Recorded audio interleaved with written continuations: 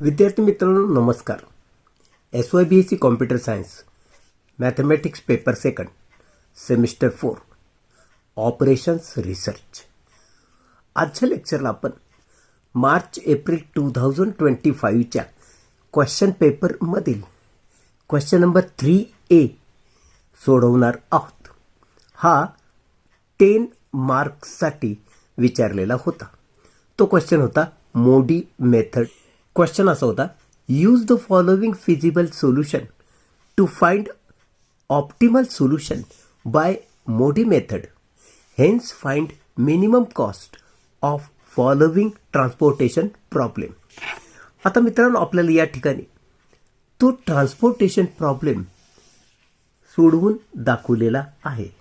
Okay, याच्या आधारे आता आपल्याला याचं ऑप्टिमल सोल्युशन काढायचं आहे आणि मिनिमम कॉस्ट काढायची आहे. हे जे आहेत ना 1 2 3 4 5 6 हे या टेबलमधले नंबर ऑफ ॲलोकेशन्स आहेत. किती आहेत? 6. त्यानंतर यामध्ये तुम्ही बघा किती रोज आहेत. 1 2 3 रो आहेत. मग आपण तसं लिहिणार.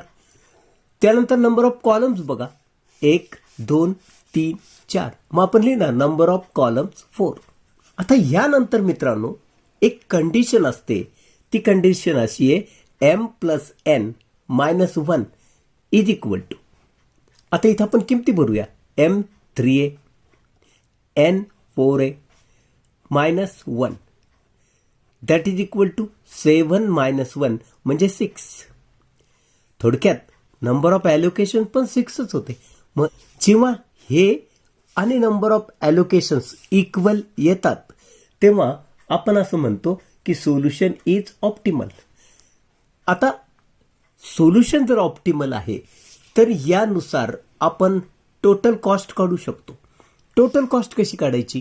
तर हे इंटू हे प्लस हे इंटू हे प्लस हे इंटू हे प्लस हे इंटू हे प्लस हे इंटू हे प्लस हे इंटू हे, ही गुणाकार करून ॲडिशन करायची. ओके, आता हा गुणाकार हा गुणाकार हा गुणाकार आपण करून घेऊ. ठीक आहे, मग ही ॲडिशन आपण करून घेऊ. ती आली 779. मग आपल्याला टोटल कॉस्ट किती आली लिहून टाका. ठीक आहे, आता आपल्याला दिलेलं जे सोल्युशन होतं त्या सोल्युशननुसार आपण टोटल कॉस्ट काढली. ती आली 779. पण मोडी मेथडने ही कॉस्ट किती येते हे बघायचं असतं. म्हणून आपण आता मोडी मेथड बघणार आहोत. हे बघा मित्रांनो, बाय मोडी मेथड म्हणजे UI आणि VJ यांच्या किमती काढायच्या असतात. Use occupied cells CIJ from given table. तर UI आणि VJच्या किमती काढण्यासाठी हा जो टेबल आपल्याला दिलेला होता या टेबलमधले हे जे ऑक्युपाइड सेल्स आहेत फक्त त्यांचा वापर करायचा आहे. ओके, त्या एलिमेंटला आपण CIJ म्हणणार. म्हणजे हा एलिमेंट CIJ, हा CIJ मोडणार, हा हा हा आणि हा हे CIJ. आता I म्हणजे रो आणि J म्हणजे कॉलम. हा एलिमेंट पहिली रो आणि पहिल्या कॉलम मधला आहे म्हणून आपण म्हणणार C11. हा फॉर्म्युला आहे. CIJ is equal to UI plus VJ. Okay, म्हणून पहिला एलिमेंट जो आहे तो C11 म्हणजे U1 प्लस V1. कारण I पण 1 J पण 1, I पण 1 J पण 1. मग आता या ठिकाणी आपण U1 हा 0 घेत असतो. आता तो इथं सबस्टिट्यूट केला तर 0 प्लस V1 असं येणार. V1 आपल्याला शोधायचं आहे आणि C11 किती आहे? 19. म्हणून या इथं मी लिहिलं 19. ठीक आहे, म्हणजे थोडक्यात V1 ची किंमत 19 मिळाली म्हणून मी इथं लिहिलं V1 is equal to 19. 0 plus V1 that is V1 किती? 19. आता मला दुसरा जो एलिमेंट घ्यायचा आहे तो या सेलमधला, हा आहे फर्स्ट रो आणि फोर्थ कॉलमचा एलिमेंट. किती आहे? 10.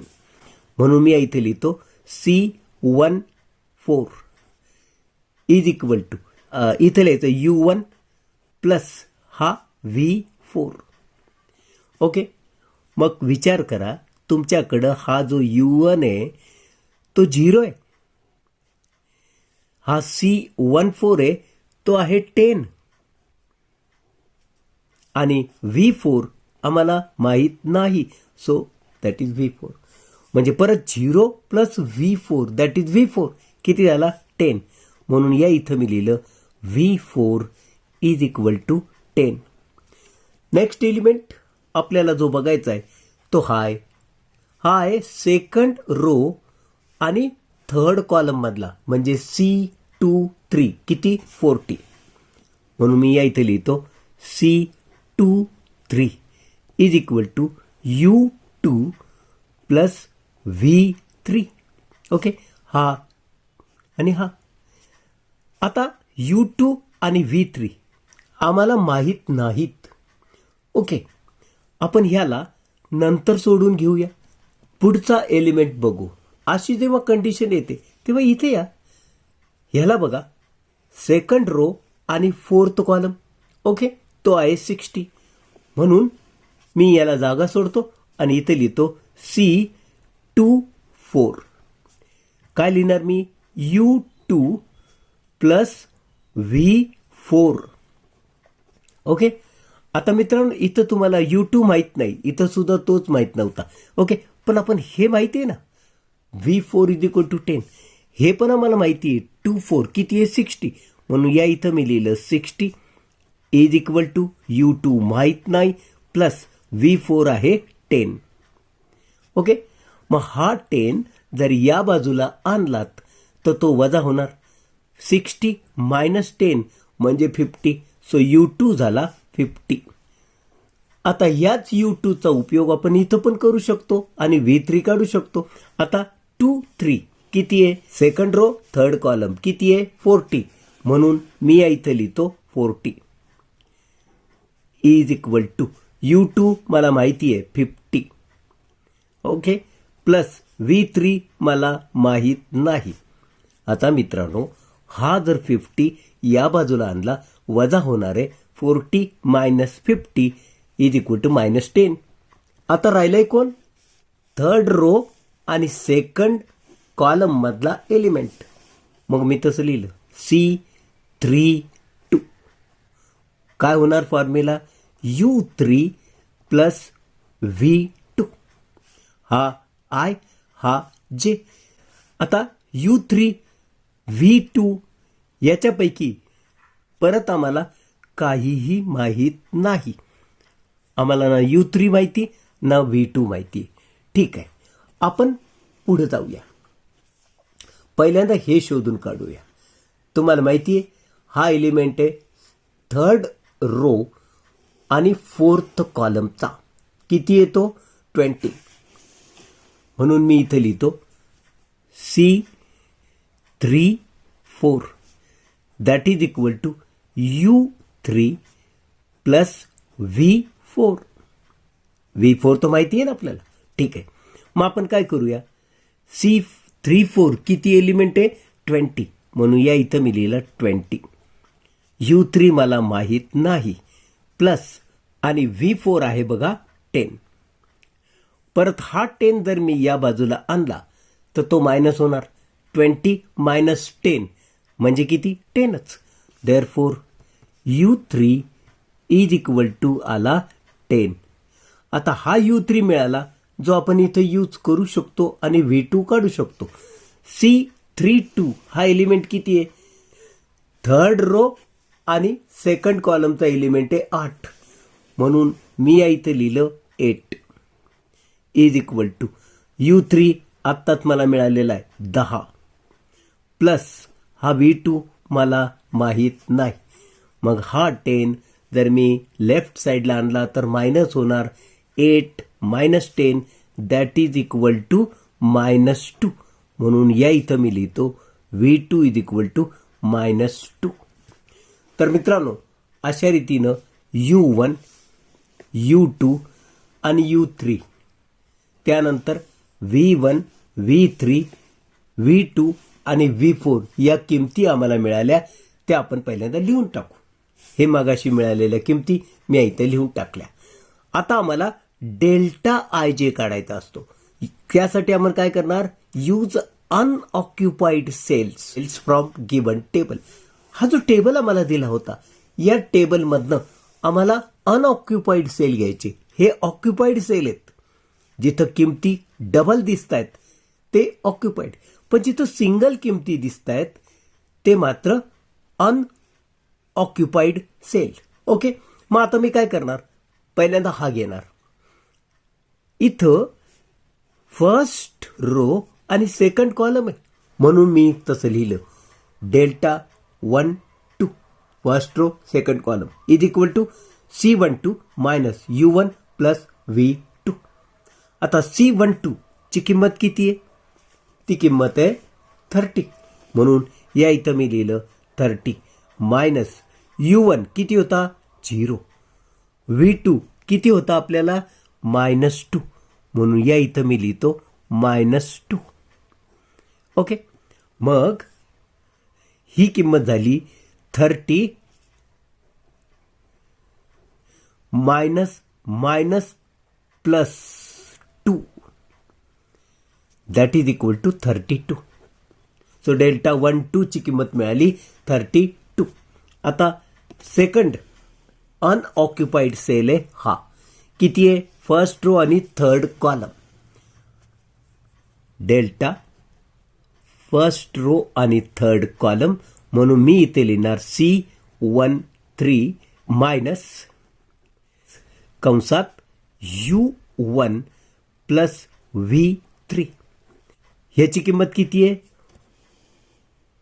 50, म्हणून या इथं मी लिहितो 50 मायनस कंसात U1 किती आहे 0, V3 किती आहे -10, म्हणून या इथं लिहितो मी -10. ओके, आता बघ 0 -10 म्हणजे -10च राहणार. हा -10 या मायनसने मल्टिप्लाय केला तर तो मायनस मायनस होणार प्लस. सो ही ॲडिशन येणार 50 plus 10 that is 60. So delta 1 3 ची किंमत आली बघ 60. तर पुढचा अनऑक्युपाइड सेल आहे हा, तो आहे सेकंड रो आणि फर्स्ट कॉलमचा, म्हणजे डेल्टा 2 1, म्हणून या इथं मी लिहितो डेल्टा 2 1 म्हणजे C21 मायनस कंसात U2 हा 2 प्लस V1. मग किमती भरा. C21 किती आहे बघा, ते आहे 70, म्हणून या इथं मी लिहिलं 70 मायनस U2 किती आहे 50, V1 किती आहे 19. मग 70 मायनस ही ॲडिशन करा, ती आली 69. मग 70 मधून 69 गेले, खाली उरले बघा 1. ही झाली डेल्टा 2 1 ची किंमत. त्यानंतर हा, मग आता हा सेल आहे सेकंड रो सेकंड कॉलमचा, म्हणजे C22 म्हणजे delta 2 2. So delta 2 2 is equal to C22 minus U2 plus V2 कंसामध्ये येणार. मग किमती भरूया. C22 ची किंमत आहे 30 मायनस U2 ची किंमत आहे 50 प्लस V2 किंमत आहे -2. थोडक्यात 30 मायनस यांची सबट्रॅक्शन येणार 48, मग ही सबट्रॅक्शन येणार -18. ही झाली डेल्टा 2 ची किंमत -18. आता पुढं हा अनऑक्युपाईड सेल आहे, थर्ड रो आणि फर्स्ट कॉलमचा, म्हणून मी इथं लिहिलं delta third row first column म्हणजे C third row first column minus कंसात U3 प्लस V1. ओके, किमती भरूया. C31 इथं 40 लिहिलेलं आहे त्या सेलमध्ये, मायनस U3 किंमत आहे 10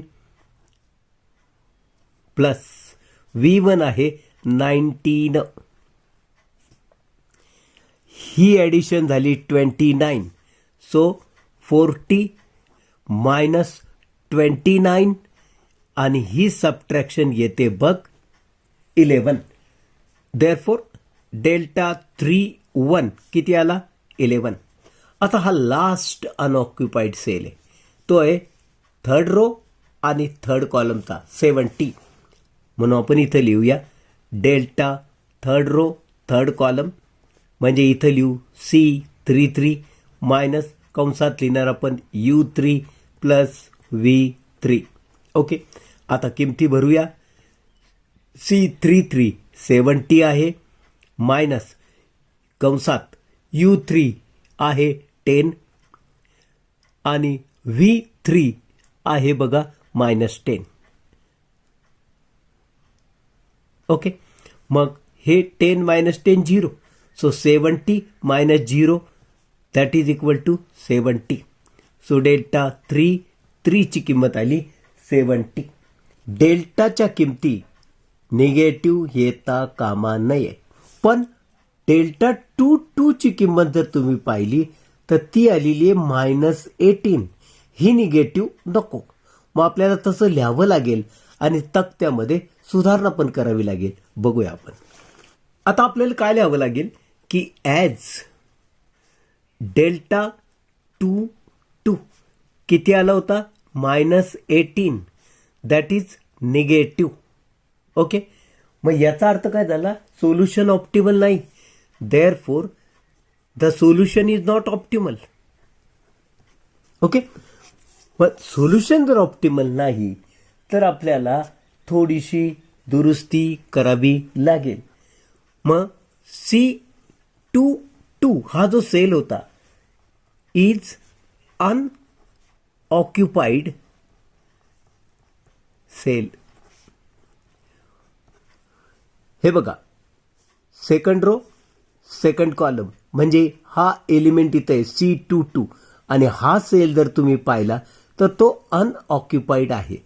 मग आपल्याला दुरुस्ती काय करावी लागते, दुरुस्ती अशी करावी लागते की या सेलमध्ये आपण ही जी किंमत नाही दिली त्याला थीटा लिहिणार आहोत. Put theta in cell C22.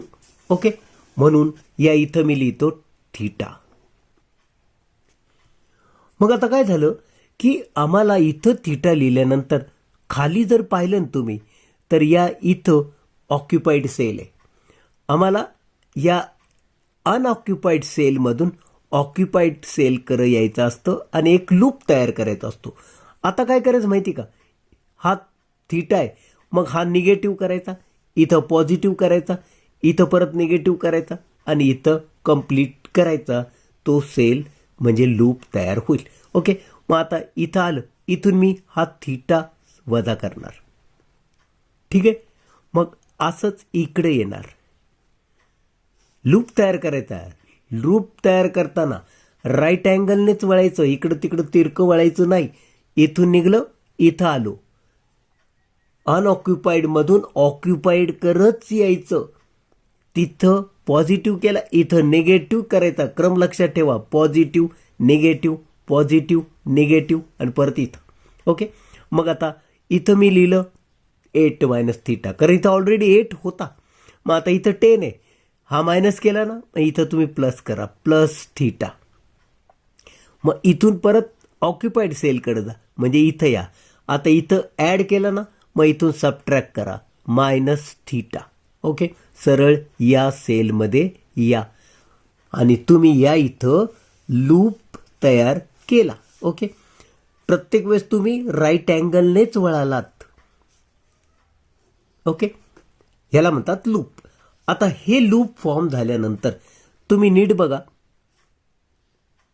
हे सोडून द्या, या दोघात हे मिनिमम कोण आहे? सो मिनिमम ऑफ 8 - θ हा आणि हा मायनसवाला 2 - θ. मग या दोघात मिनिमम हा आहे, तर मी तसं लिहिलं =2 - θ. हा झाला मिनिमम. ओके, मग आता जो मिनिमम असतो त्याला 0 मानायचा, म्हणून पुट 2 - θ = 0. आम्हाला थीटाची किंमत काढायची, त्यासाठी चाललंय. देअरफॉर हा थीटा इकडं आणला, पॉझिटिव्ह झाला. सो 2 = θ. थोडक्यात θ सरळ सरळ आम्हाला 2 मिळाला. पुढचा तक्ता जो आपण तयार करणार त्यामध्ये इथं 2 लिहिणार, इथं 8 - θ म्हणजे 8 - 2 लिहिणार, म्हणजे इथं होणार 6. इथं 10 + θ म्हणजे 10 + 2, इथं होणार 12. इथं 2 - 2, थीटाची किंमत 2 आहे, 2 - 2 इथं 0 येणार. ओके, म्हणजे इथं तुम्ही 2 लिहिणार, इथं तुम्ही 6 लिहिणार, इथं 12 आणि इथं 0. असा परत तक्ता तुम्ही तयार करणार. हे बघा मित्रांनो, आपण आता एक नवीन तक्ता तयार केला. यामध्ये मी मगाशी सांगितल्या पद्धतीने इथं लिहिला 2, इथं लिहिला 6, इथं 12, इथं लिहिला 0 आणि अशा रीतीनं हा जो लूप आपण तयार केला ते सगळं असं लिहिलं. बाकी जे होतं जसं तसं लिहिलं, फक्त इथं चेंजेस केले. ठीक आहे, आता यावरून आम्हाला परत UI आणि VJच्या किमती काढायच्या असतात, म्हणून ऑक्युपाईड सेलचा विचार करायचा. जेव्हा जेव्हा तुम्ही UI VJच्या किमती काढत असता तेव्हा ऑक्युपाईड सेलच विचारात घेता. आता टेबल यूज करायचा आहे हा.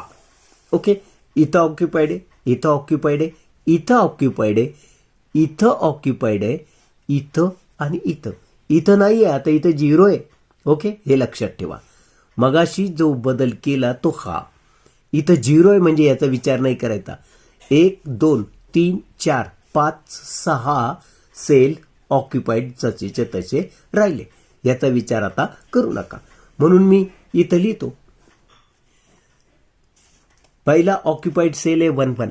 So C11 that is equal to U1 + V1. Take U1 = 0.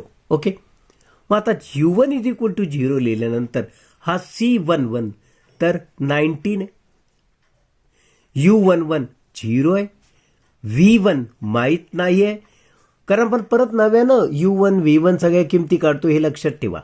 मग V1 ची किंमत किती लिहिणार तुम्ही? V1 = डायरेक्ट 19 येणार. ओके, आता दुसरा ऑक्युपाईड सेल आहे हा, तो आहे फर्स्ट रो आणि फोर्थ कॉलमचा. तिथं एलिमेंट आहे 10, म्हणून मी इथे लिहिलं फर्स्ट रो आणि फोर्थ कॉलम म्हणजे U1 + V4. ओके, मग किमती भरतो मी. या इथं 1/4 ची किंमत येणार 10, U1 आहे 0, V4 माहीत नाही आणि तो आता मला मिळणार V4 = हा तर 0 डायरेक्ट मिळणार 10. ओके, आता मित्रांनो आपण काय करू की हा शोधून काढू, पण याची पूर्ण माहिती नसली तर आपण इथं जाणार. ओके, मग आता हा बघा, C second row second column. Okay, U2 येणार, V2 येणार. पण एक गोष्ट लक्षात ठेवा, तुमच्याजवळ U2 आणि V2 कोणीच नाहीत, म्हणून याला आपल्याला सध्या तसंच ठेवावं लागेल. पुढं हा सेल बघा, सेकंड रो थर्ड कॉलम. तुम्ही इथे लिहिणार C second row third column. तुम्ही लिहिणार U2 प्लस V3. परत या ठिकाणी तीच फजिती होते.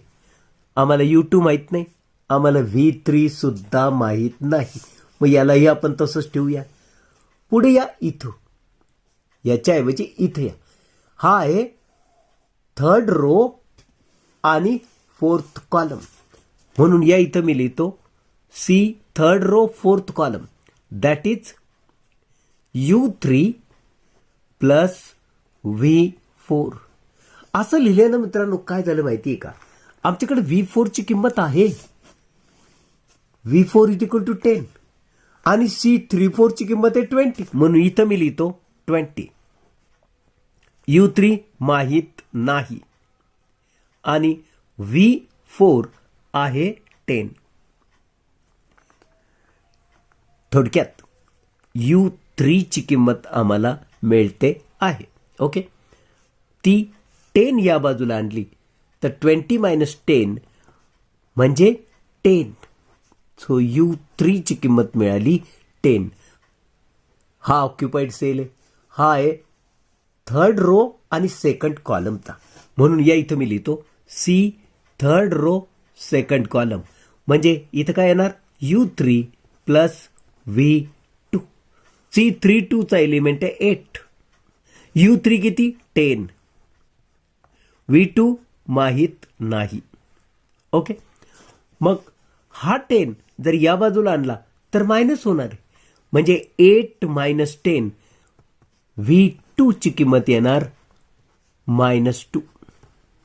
हा 10 या बाजूला आणला 8 minus 10 -2. So V2 is equal to -2. आता V2 ची किंमत मिळाल्यावर आपल्याला पूर्वी ती जी लागत होती तिथं आपण ठेवूया.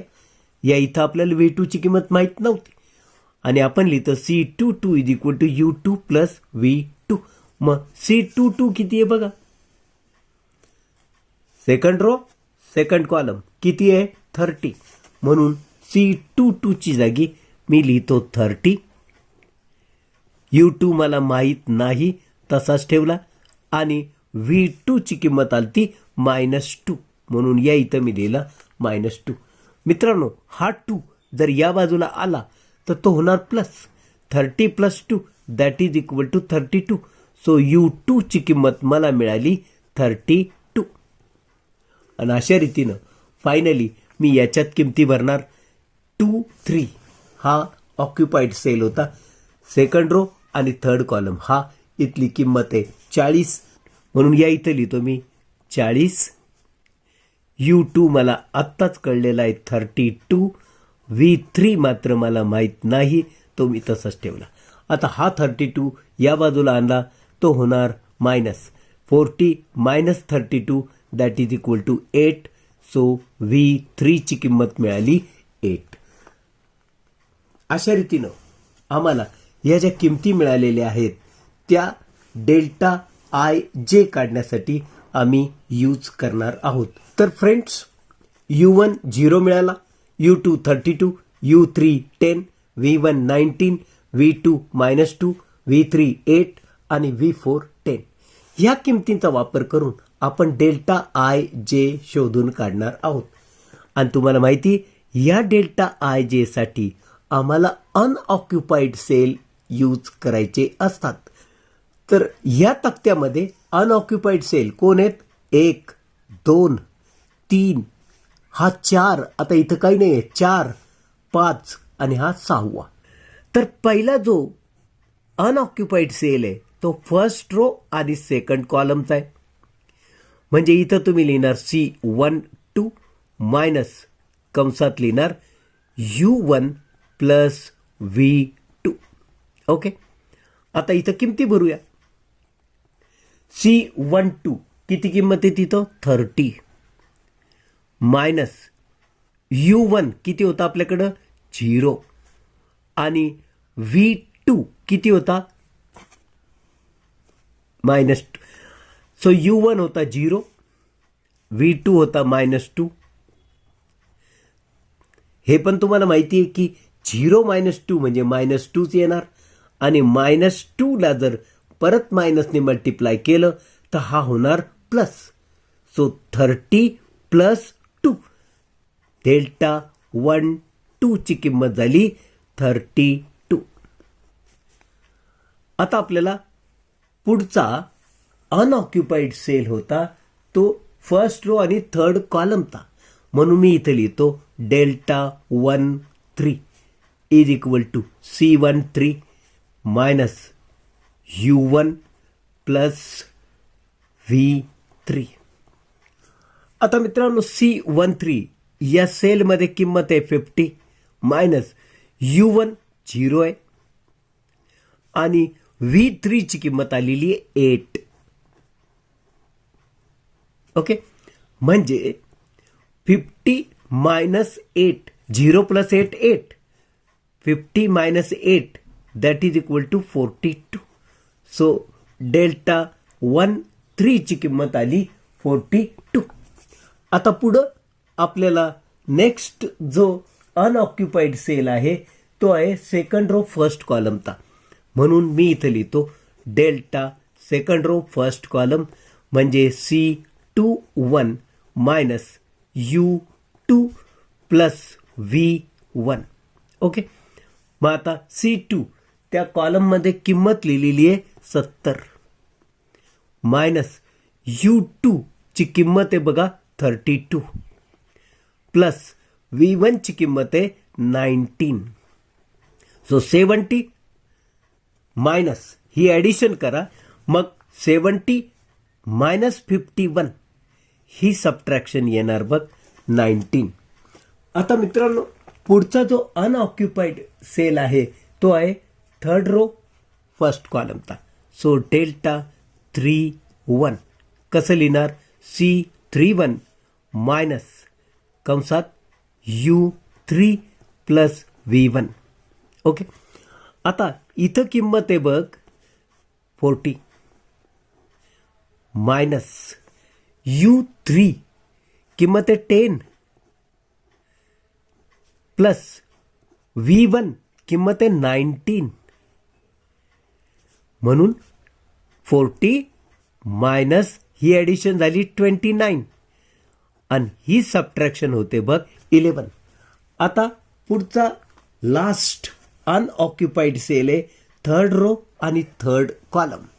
म्हणून मी इथं लिहितो थर्ड रो थर्ड कॉलम म्हणजे इथं C33 minus U3 plus V3. Okay, आता C33 त्या कॉलममध्ये किंमत आहे 70 मायनस U3 किंमत आहे 10 आणि V3 ची किंमत आहे बघ 8. मग अशा रीतीनं 70 मायनस 18 ही सबट्रॅक्शन आहे 52.